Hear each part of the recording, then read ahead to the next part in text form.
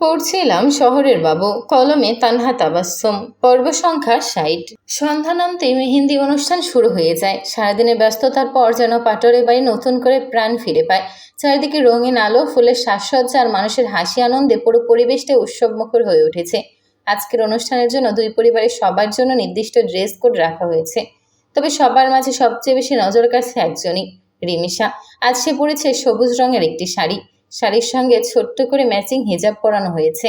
গহনা থেকে শুরু করে পুরো সাজটাই করা হয়েছে তামিল স্টাইলে। যেই তাকাচ্ছে কিছুক্ষণ তাকিয়ে থাকছে। ঠিক তখনই অনুষ্ঠানে আসে আহিল। আর রিমিশাকে দেখেই যেন তার পা থেমে যায়। মনে হয় যেন চারপাশে এত মানুষ, এত শব্দ, সবকিছু হঠাৎ করেই হারিয়ে গেছে।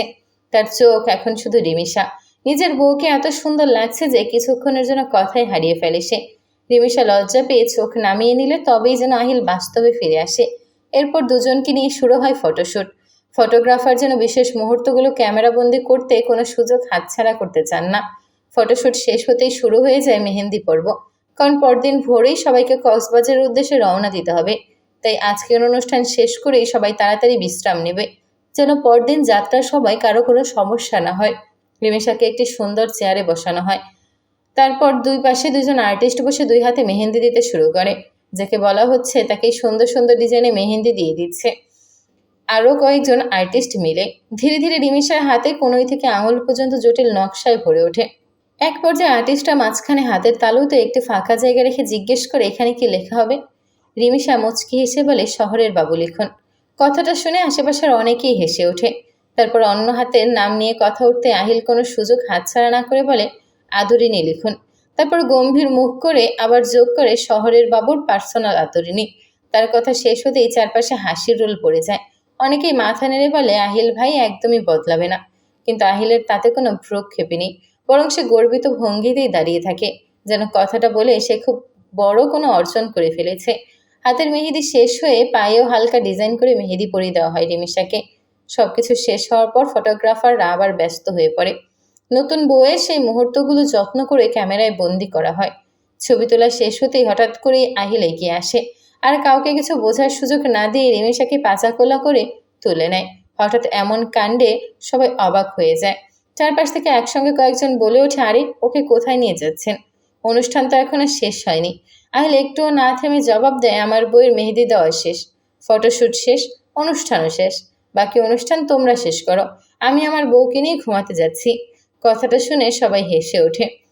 পিছন থেকে আহিলের এক কাজিন বলে, আরে মাত্র 11টা বাজে, এখনই ঘুমিয়ে যাবে?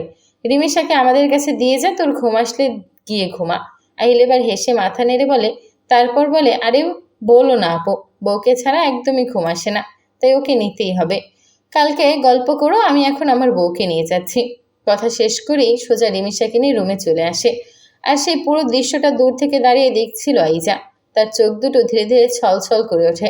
মনে হয় বুকের ভেতরে পুরনো কোনো ব্যথা আবার জেগে উঠেছে। সে এক দৃষ্টিতে আহিল আর রিমিশার চলে যাওয়া দেখতেই থাকে। মনে মনে বলে, আজ তো রিমিশার জায়গায় সে থাকতে পারত। তার ভিতরে কি কমতি ছিল? কেন আহিল তাকে কখনো পছন্দ করলো না? সে তো সত্যি আহিলকে অনেক ভালোবেসেছিল। তাহলে আজ কেন আহিল তার হলো না? কেন তার ভাগ্যে এই মানুষটা লেখা ছিল না? যদিও বাস্তবতা অন্য কথা বলে। আজ তার বিয়ে হয়েছে তার মামাতো ভাই সোহানের সঙ্গে। সোহান খুব ভালো একজন মানুষ। সে আইজাকে ভীষণ যত্ন করে, তার সুখ দুঃখের খোঁজ রাখে। স্বামী হিসেবে কোনো অভিযোগ করার সুযোগই দেয় না। তবুও মানুষের মনের কিছু আক্ষেপ বোধ হয় কখনো পুরোপুরি মুছে যায় না। আইজার জীবনেও তেমনই একটা আক্ষেপের নাম আহিল। হয়তো সে ভালো আছে, হয়তো তার সংসারও সুন্দর, কিন্তু তারপরও আহিলকে না পাওয়ার কষ্টটা তার হৃদয়ের কোনো এক কোণে সারা জীবন রয়ে যাবে। আর আজ আহিলকে তার স্ত্রী কতটা ভালোবাসতে দেখে সেই পুরনো ব্যথাটা আজ আবার নতুন করে জেগে উঠল। সে নিঃশব্দে চোখের কোণের জল মুছে ফেলে। তারপর ধীরে ধীরে অন্যদিকে তাকায়। কারণ কিছু অনুভূতি থাকে যেগুলো কাউকে দেখানো যায় না, শুধু নিজের ভেতরেই লুকিয়ে রাখতে হয়। আহিল চুপচাপ রিমিশাকে নিয়ে রুমে চলে আসে। সারাদিনের অনুষ্ঠান, হাসি, আনন্দ আর ব্যস্ততার পর দুজনেই বেশ ক্লান্ত। অথচ আশ্চর্যের বিষয় হলো আজ আহিল কোনো ধরনের দুষ্টুমি করলো না। রুমে ঢুকে সে শান্তভাবে ঘুমানোর প্রস্তুতি নিতে থাকে। রিমিশও অবাক হয়ে তাকিয়ে থাকে, কারণ এই মানুষটা সুযোগ পেলেই তাকে জ্বালানোর চেষ্টা করে। অথচ আজ যেন অস্বাভাবিকভাবে শান্ত। সবকিছু গুছিয়ে নেওয়ার পর আহিল ধীরে ধীরে রিমিশার কাছে এগিয়ে এসে তারপর ঝুঁকে রিমিশার কানের কাছে গিয়ে ফিসফিস করে বলে, ভালোভাবে ঘুমিয়ে নাও বউ। রিমিশা অবাক হয়ে তার দিকে তাকায়। তারপর একদম সরলভাবে জিজ্ঞেস করে, কেন? আহিল এবার ঠোঁটের কোণে দুষ্ট একটা হাসি ফুটিয়ে বলে, কারণ আর 2 দিন পর তুমি আর ঘুমাতে পারবা না। রিমিশা ভ্রু কুঁচকে তাকায়, মানে? আহিল আরও একটু ঝুঁকে এসে মুচকি এসে বলে, কারণ আমি তোমাকে ঘুমাতেই দেবো না, তাই এখন ভালোভাবে ঘুমিয়ে নাও। কথাটা শুনে রিমিশার অবস্থা যেন একেবারে কাহিল হয়ে যায়। মুহূর্তের মধ্যেই তার কান মুখ লাল হয়ে ওঠে। লজ্জা যেন কোথাও মুখ লুকানোর জায়গা পাচ্ছে না। পরদিন সকাল, খুব ভোর থেকেই পাটোয়ারি বাড়িতে আবারও শুরু হয়ে যায় ব্যস্ততা। একের পর এক লাগেজ গোছানো হচ্ছে, অতিথিরা প্রস্তুত হচ্ছে। সবার মুখে আবার নতুন উত্তেজনা, কারণ আজ তারা কক্সবাজার যাচ্ছে। রাতে অনুষ্ঠিত হবে হলুদের অনুষ্ঠান। অতিথিদের জন্য আগেই কয়েকটি বড় বাস বুকিং করা হয়েছে। যাদের নিজস্ব গাড়ি আছে তাদের নিজেদের গাড়িতেই যাবে। সকাল সকাল সবাই রওনা দিয়ে দেয়। পুরো পথ জুড়ে হাসি, আড্ডা আর গান খুনসুটি চলতেই থাকে। কেউ ছবি তুলছে, কেউ ভিডিও করছে। এদিকে সবাই জানে বিয়ের মূল অনুষ্ঠান সমুদ্রের পাড়ে হবে। এই বিষয়টাই সবাইকে ভীষণ এক্সাইটেড করে রেখেছে, কিন্তু আসল সারপ্রাইজটা এখনো কেউ জানে না। মাঝে মাঝে আহিল সবার দিকে তাকিয়ে মনে মনে হাসে, কারণ সে কল্পনা করার চেষ্টা করছে যখন সবাই জানতে পারবে অনুষ্ঠানটা আসলে মাঝ সমুদ্রে হবে, তখন তাদের মুখের অভিব্যক্তি কেমন হবে। এই চিন্তা করতেই তার নিজেরই ভালো লাগতে থাকে। দীর্ঘ পথ পাড়ি দিয়ে অবশেষে একে একে সব বাস আর গাড়ি কক্সবাজারে পৌঁছে যায়। কিন্তু হোটেলের সামনে গিয়ে সবগুলো গাড়ি গিয়ে থামে সমুদ্রের একটি ঘাটে। প্রথমে সবাই কিছু বুঝতে পারে না, কৌতূহলী চোখে চারপাশে তাকাতে থাকে।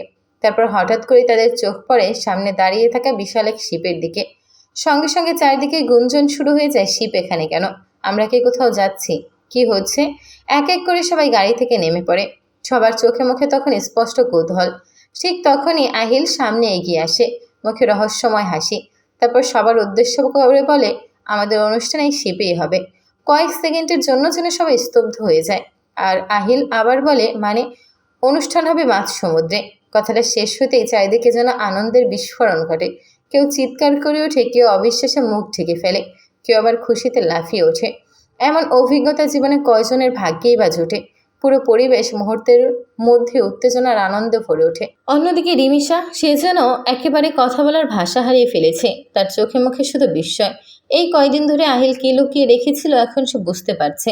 তার সমুদ্রের পাড়ে বিয়ে করার ছোট্ট একটা ইচ্ছেকে আহিল কতটা বড় করে দেখেছে সেটাও বুঝতে পারছে। চোখের কোণে অজান্তেই পানি জমে ওঠে। পরের মুহূর্তে সে দৌড়ে গিয়ে আহিলকে শক্ত করে জড়িয়ে ধরে আর কান্না শুরু করে দেয়। সেই কান্নায় কষ্ট নেই, আছে ভালোবাসা, বিস্ময় আর অগাধ আবেগ। আহিল কিছুক্ষণ চুপচাপ তাকে কাঁদতে দেয়। তারপর আলতো করে রিমিশার মুখটা তুলে ধরে মুছে দেয় চোখের পানি। মৃদু হেসে বলে, কান্না করছো কেন আদরিনী? তোমার শহরের বাবু তোমার জন্য পুরো পৃথিবী এক করে ফেলতে পারবে, আর এটা তো সামান্য একটা বিষয়। কথাটা শুনে চারপাশে উপস্থিত সবাই আবেগে ভরে ওঠে। তারপর একে একে হাততালি দিতে শুরু করে, কারণ তারা নিজেদের চোখের সামনে এমন একটা ভালোবাসা দেখছে যেটা শুধু কথায় বোঝানো যায় না। আহিলের এই পাগলামি, এই যত্নই নিঃস্বার্থ ভালোবাসা দেখে সবাই মুগ্ধ হয়ে যায়। অনেকের মনে একই কথা আসে, একটা মানুষ আরেকটা মানুষকে কতটা ভালোবাসতে পারে, না দেখলে হয়তো বিশ্বাসই করা যেত না। আর রিমিশা, সে তখন আহিলের হাত শক্ত করে ধরে দাঁড়িয়ে আছে, মনে মনে শুধু একটাই কথা বলছে, তার শহরের বাবু সত্যি পৃথিবীর সেরা সারপ্রাইজটা তাকে দিয়েছে।